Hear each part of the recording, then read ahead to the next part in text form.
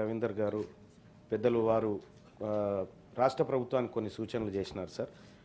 So ఇక్కడ రాష్ట్ర ప్రభుత్వం కూడా సరైన చర్యలు చేపడతామనేటువంటి ఒక మాట చెప్పింది సార్. గత అనుభవం ఒకటి చిన్నది ఉంది సార్, దాన్ని చెప్తాను సార్. దయచేసి 2014 నుంచి 24 వరకు సార్ దాదాపు ఈ 17 ఉన్నాయి సార్ నా దగ్గర. బీసీ హాస్టల్స్కి సంబంధించి 3,915 కోట్లు కేటాయిస్తే సార్ ఖర్చు చేసినవి 2,914 కోట్లు సార్. ఇట్లా చెప్పుకుంటూ పోతే ఎంబీసీ కులాలకు 35 కులాల కార్పొరేషన్ 2017లో ఏర్పాటు చేస్తే 3,850 కోట్లు కేటాయించి 19 కోట్లు ఖర్చు పెట్టినారు సార్. గతంలో నాయి బ్రాహ్మణ కార్పొరేషన్కి 760 కోట్లు అని చెప్పి అనౌన్స్మెంట్ చేసి 83 కోట్లు ఖర్చు పెట్టినారు సార్. అందులో కేవలం కరెంటు బిల్లులకు 45 కోట్లు ఖర్చు పెట్టినారు సార్.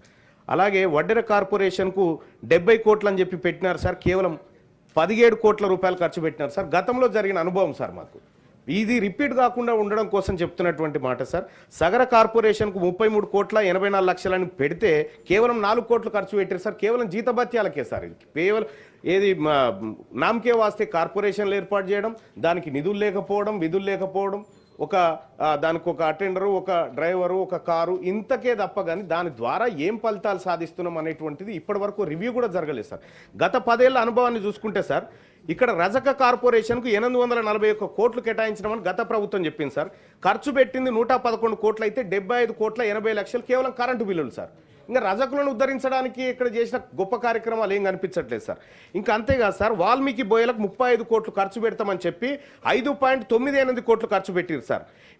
ఇక గౌడ కార్పొరేషన్కు 186 కోట్లు ఖర్చు పెడతామని గతంలో చెప్తే కేవలం 18 కోట్లు ఖర్చు పెట్టారు సార్. ఈ రకంగా సార్ పోయిన గవర్నమెంట్లో అదే అన్యాయం జరిగింది సార్. ఈసారి ఉన్నటువంటి కాంగ్రెస్ పార్టీ ప్రభుత్వం దయచేసి 14 to 24 డేటా చెప్తున్నా, అంతకంటే ముందు ఇంకా ఆయన తగ్గతి లేదు.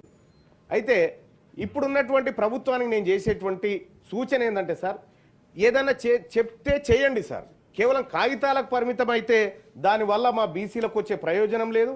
కేవలం ఈ సభలో చర్చించుకోవడానికి తప్ప దేనికి పనికి రాకుండా ఉంటుంది. ఓ స్పష్టత ఉండాలి, ఓ టైం బౌండ్ ఉండాలి.